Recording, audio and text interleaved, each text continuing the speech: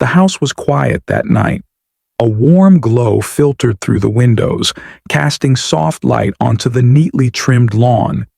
Inside, a family carried on with their usual routine, unaware that these were their final moments together. At 9:43 p.m., a neighbor walked past, glancing briefly at the home. Everything seemed normal. A car was parked in the driveway. Faint sounds from a television hummed in the background. The warm scent of dinner still lingered in the air. If anyone had looked inside, they would have seen a peaceful family, just like they had so many nights before. By morning, that same house was silent. But this time, the silence was different. It was heavy, unnatural, the kind that made the air feel thick.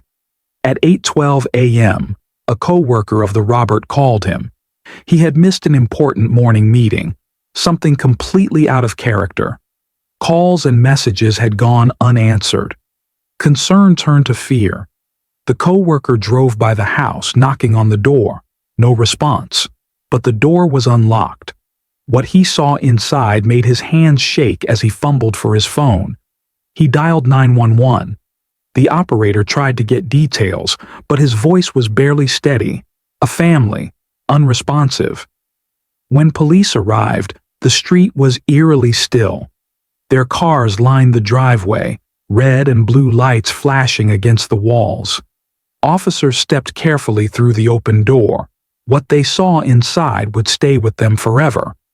The house was frozen in time, plates still sitting on the dinner table, a blanket crumpled on the couch, a light flickering in the hallway. But the people who once filled these rooms with life were now gone. Each family member found in their own space, lifeless, undisturbed. No signs of forced entry, no frantic struggle. Whoever did this had moved through the home with unsettling precision. And then there was their eldest, or rather, the absence of him.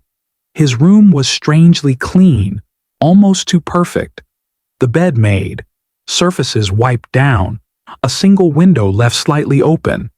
The only one missing from the crime scene was the one person police needed to question the most. By the time the sun rose, he had vanished. No one saw him leave. No one knew where he had gone. But what they would soon uncover was far more disturbing. Because the truth was, this wasn't an escape made in a moment of panic. It had been planned, and it had been planned for a long time. The Whitmore family was the kind people admired. Robert and Elaine Whitmore built a life that seemed picture-perfect. Robert, a contractor, spent his days managing projects, earning the respect of those around him. Elaine, a nurse, carried a quiet strength, making people feel at ease wherever she went. Their daughter, Lily, was bright and full of life, with dreams of leaving their small town one day. She was everything their eldest son, Elliot, wasn't. At 19, Elliot was intelligent but distant. He preferred solitude, always watching, always thinking. Teachers called him gifted but withdrawn. Neighbors barely noticed him. Polite but odd, they would later say. Even at home, his presence was a shadow, quiet and unreadable. His parents dismissed it as just his nature until it was too late. Over time, he pulled away completely. Meals grew quieter, conversations shorter.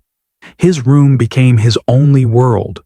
His social media accounts disappeared, his online searches grew darker, and his thoughts turned inward. But no one put the pieces together. The night everything changed seemed like any other. Robert arrived home from work as Elaine prepared dinner. Lily was in her room, humming softly, scrolling through her phone. The house was calm. Elliot's bedroom door remained closed. When Elaine knocked, his response was brief. Not hungry.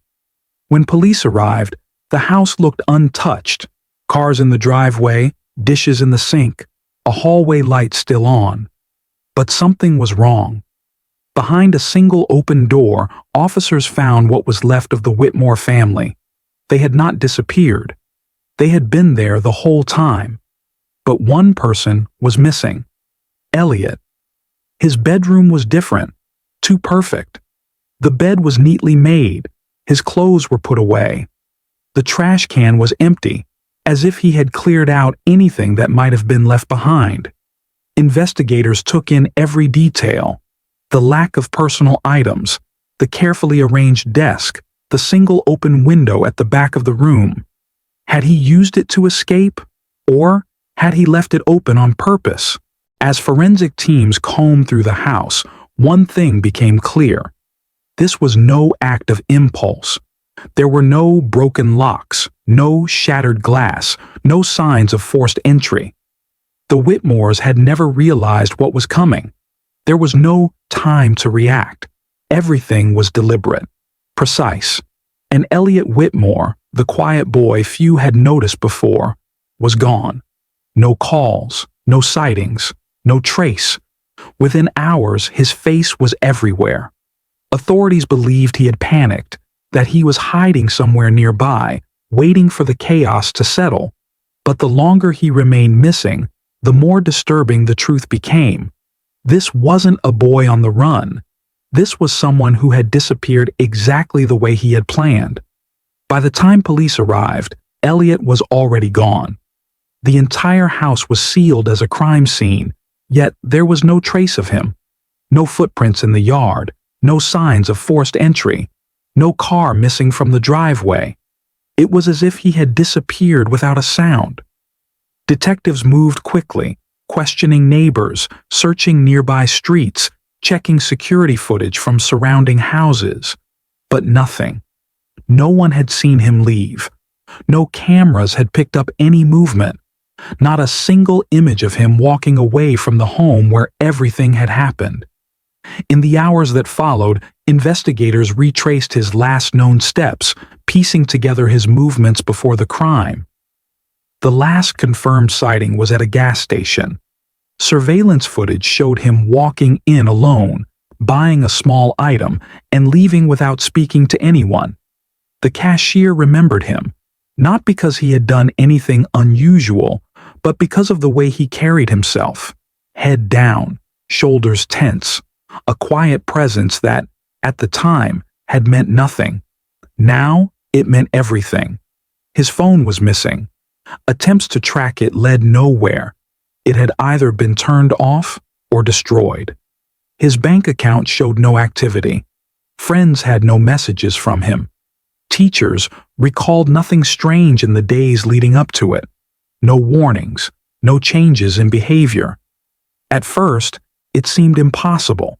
A teenager, barely old enough to drive, had committed an unthinkable act and vanished into thin air. He had left behind a crime scene that shocked even the most experienced investigators.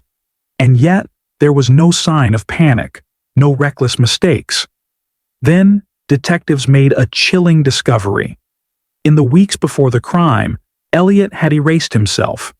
Every social media account, gone. Every conversation, deleted. He had wiped out his digital presence with careful precision, making sure nothing could be traced back to him. This wasn't an impulsive escape. It was deliberate. As forensic teams combed through his room, they uncovered something unsettling.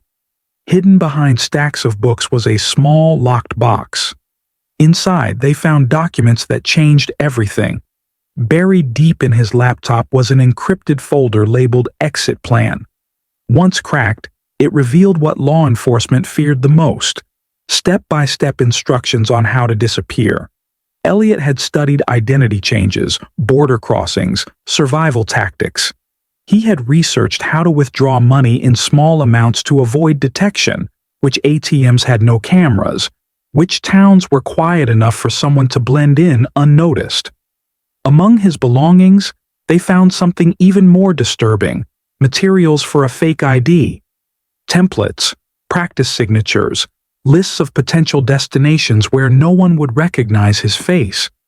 This wasn't an escape made in the heat of the moment. It was a plan designed down to the last detail. And it had worked. Elliot Whitmore hadn't just disappeared. He had erased himself. For years, the Whitmore family had been admired. Their home was the kind neighbors envied, a picture of success and stability. Robert Whitmore, a respected businessman. Elaine, a devoted mother. Two children raised in a quiet suburban neighborhood where nothing ever went wrong. But behind closed doors, everything was wrong. Robert ruled the household with quiet authority, his presence alone enough to silence a room. His anger was never seen in public, never spoken about, but it was felt. Elaine learned to keep her head down, to smile in public and hold back tears in private.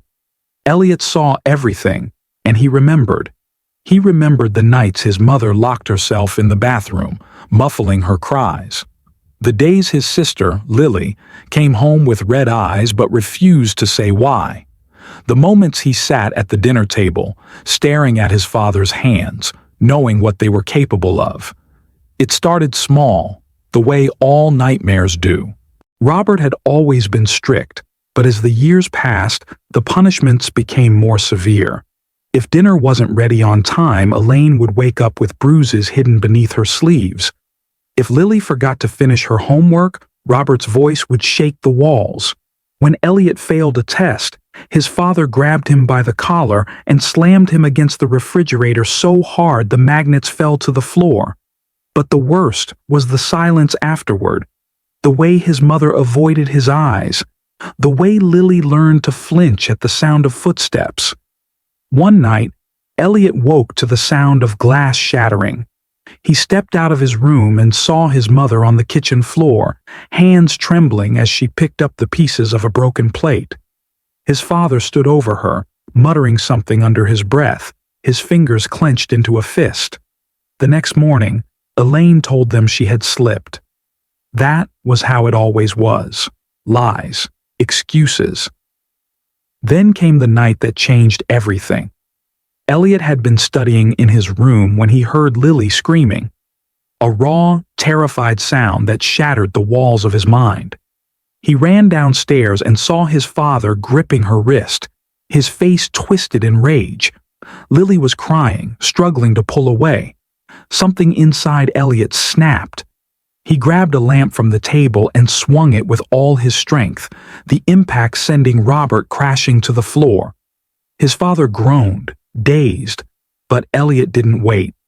He grabbed Lily and ran, dragging her up the stairs, locking the bedroom door behind them. That night, they slept with a chair pressed against the doorknob. By morning, Robert acted like nothing had happened. He ate breakfast, read the newspaper, smiled at Elaine as she poured his coffee. It was the moment Elliot realized the truth. No one was coming to save them. So he decided to do it himself. It was late when Elliot stepped into the hallway. The house was dark, quiet, the way it always was when Robert was home. He had thought about this night for months, replayed every moment in his mind. He walked into his father's room first. Robert was asleep, unaware as Elliot raised the bat he had hidden beneath his bed. The first blow struck his temple, a sickening crack. His body twitched, fingers grasping at the sheets as his eyes fluttered open. But Elliot was already swinging again, and again. He didn't stop until the man who had controlled their lives lay motionless. Next was Elaine. She stirred as he approached, her lips parting to form his name. There was no anger in her voice, no panic, just quiet understanding. She didn't fight, didn't scream. Maybe she had known this night would come. Maybe, in some way, she had been waiting for it. Lily was last, his sister, the one person he had hesitated for, but there couldn't be any loose ends, no witnesses. She opened her eyes just as he pressed the pillow against her face. Her hands clawed at his arms, legs kicking weakly beneath the blankets. He squeezed his eyes shut, tears slipping down his cheeks as her muffled cries grew fainter. Then, nothing. The house was silent. By sunrise, Elliot was gone. For years the case remained unsolved. Sightings came and went, each one leading to dead ends. The boy who had walked out of that house had become a ghost, until now. A gas station clerk in a quiet town noticed something strange. A man in a hoodie, paying in cash, avoiding eye contact. The security footage was grainy, but his posture, his sharp jawline, the way he carried himself, unmistakable. It was Elliot Whitmore. This time, he had made a mistake. A single fingerprint on a discarded receipt led authorities straight to a name, an alias Elliot had been using for years. They surrounded the apartment complex before dawn. No warning, no chance to escape. Inside, Elliot sat in the dimly lit room, staring at the walls. He didn't flinch when the door burst open, didn't resist when officers pinned him to the ground. "You were never supposed to find me," he muttered as they cuffed him. But they had. And now, it was finally over. The courtroom was packed. Cameras flashed. Reporters filled the seats. The nation had waited years for this moment, to finally hear why Elliot Whitmore had done what he did.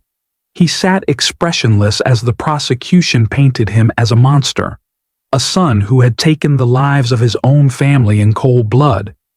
They described the crime in brutal detail: the bat, the pillow, the precision.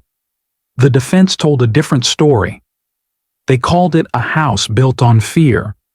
They revealed medical records, Elaine's hospital visits, Lily's bruises.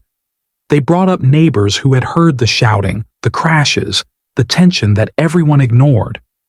Elliot never spoke in his own defense. Until the final day. The judge asked if he had anything to say before sentencing. For the first time, Elliot lifted his head. His voice was quiet, steady. "They think I did it because I'm a monster," he said. "But I didn't want revenge. I wanted it to stop." A long silence filled the room. Then, the verdict. Guilty. Life in prison. No chance of parole. As the judge read his sentence, Elliot didn't cry, didn't argue. He just nodded. For the first time in his life, there was no fear left in his eyes. The name Elliot Whitmore would never be forgotten. Some called him a murderer. Others called him a victim. The truth? It didn't matter anymore. He had spent years running, years trying to disappear. But in the end, the past always catches up. His story was over. But for those watching, one question remained. When does justice cross the line? This case is a reminder that sometimes the truth is far more complicated than it seems. If you found this story compelling, make sure to like and subscribe for more deep dive true crime cases. And before you go, ask yourself this: was Elliot Whitmore a killer? Or was he just trying to survive?